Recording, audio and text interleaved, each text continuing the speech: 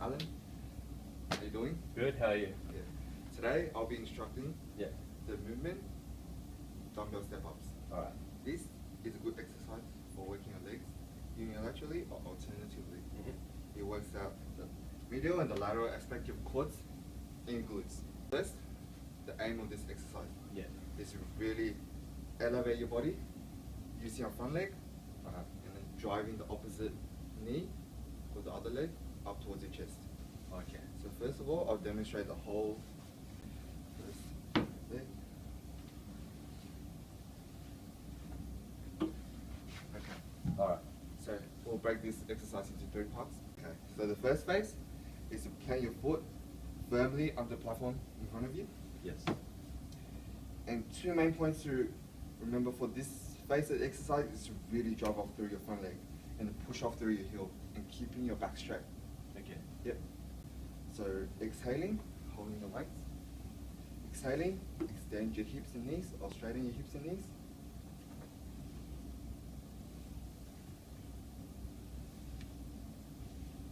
Yeah. Okay. So really just driving through on this leg up? Yep, the front leg up, yep.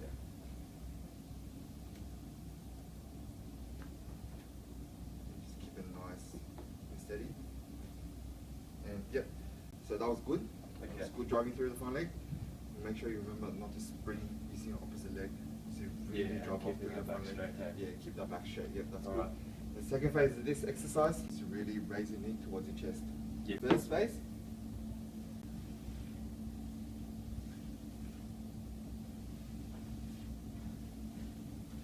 So 2 points to remember. Raising your knee, driving your knee towards your chest, 90 degrees only with your body. Okay. So just here? Yep, that's Okay. it. And keep it back straight, so you're not leaning forward or backwards. Oh, so you don't lose your balance. Keeping that thing Yep. going. Yep, that's good.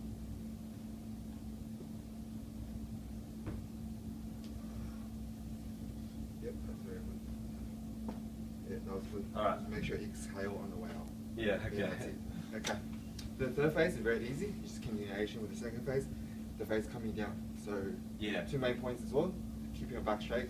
Continue keeping your back straight and control your movement downwards. Okay. So just really controlled movement Yep. down? Control movement down, yep. Alright, I'll give that a try.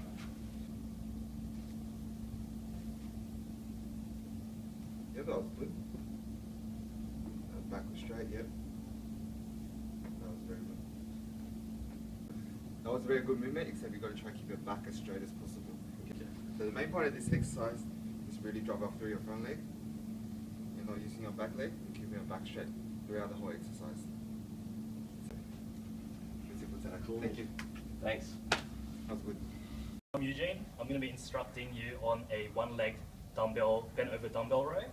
Yes. And this exercise incorporates working on your middle trapezius, your middle rhomboids, and your latissimus dorsi. So right now, I just want to ask you if you've had any previous injuries. No. No? Have you done this exercise before? No. No? Okay. Well, that's good. Now I will demonstrate you the phases of this exercise Yes. and just work you through it. Okay. The most important factor of this exercise is the initial starting position. So you want to have your arm out and forward, one leg stabilizing you, and then you want to lift the weight up till you flex your elbow and keep your head forward as well. And then on the second phase, you want to keep your dumbbell drop down, but not to the point where your scapula is so protracted that it's just sagging. You want to keep your core tight by keeping your belly button sucked in, as well as keeping your scapula protracted and tensed. Just let you do the exercise and I'll pick you up from points from there. Okay.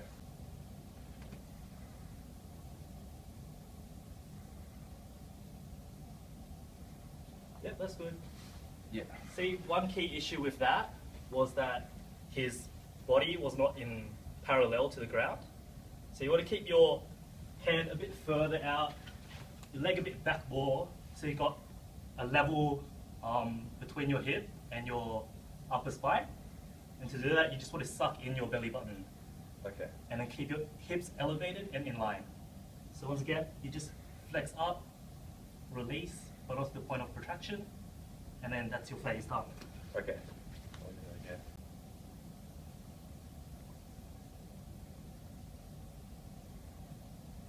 Yep.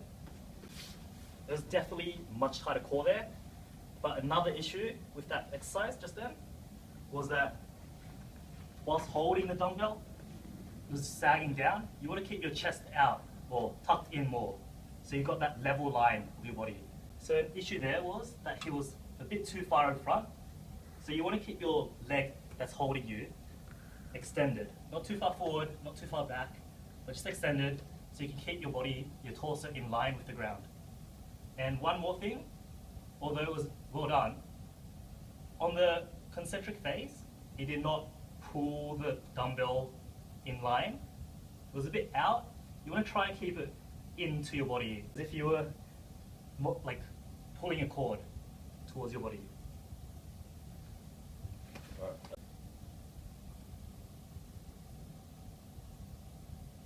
Yeah, excellent. That was much better.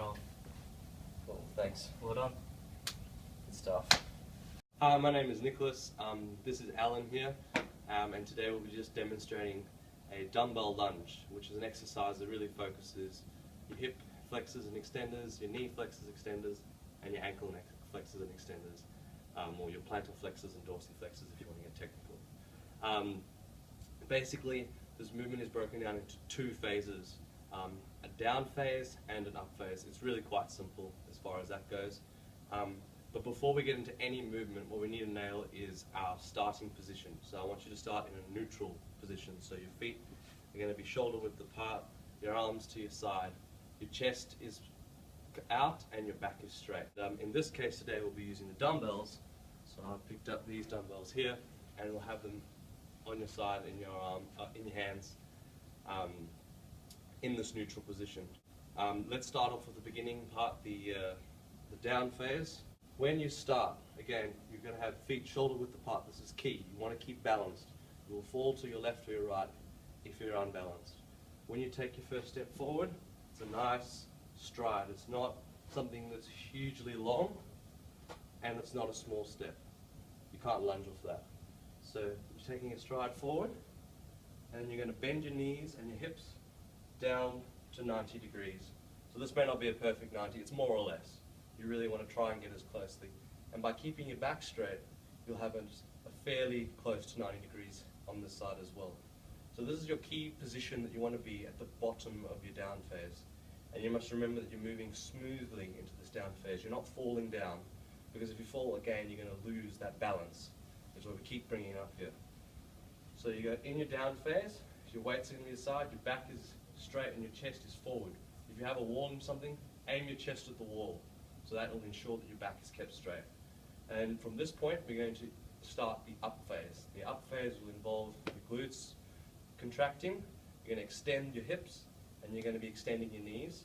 And I want you to push your toes into the ground when you push back up. So you can get up nice and uniformly, smoothly, and I want you to come back into your neutral position like this. It's critical that when you're in both your down and up phase of your lunge, that you're keeping your hips level horizontally. Motion. So I'm going to try and demonstrate here and just watch literally my pants line in terms of keeping those hips level as possible. So again, starting in shoulder width apart, arms to the side in a neutral position and chest forward.